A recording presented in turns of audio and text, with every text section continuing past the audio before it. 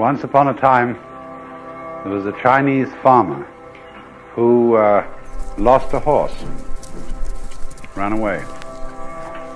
And all the neighbors came round that evening and said, "That's too bad."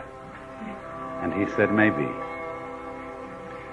The next day the horse came back and brought 7 wild horses with it.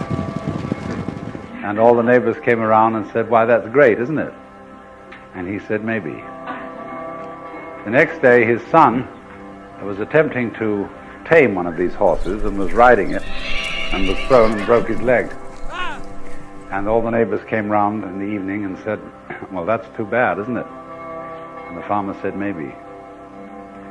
And the next day the conscription officers came around looking for people for the army, and they rejected his son because he had a broken leg.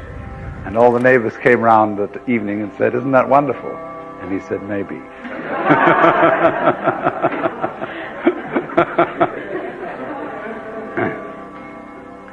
The whole process of nature is an integrated process of immense complexity, and it is really impossible to tell whether anything that happens in it is good or bad, because you never know what will be the consequences of a misfortune, or you never know what will be the consequences of good fortune.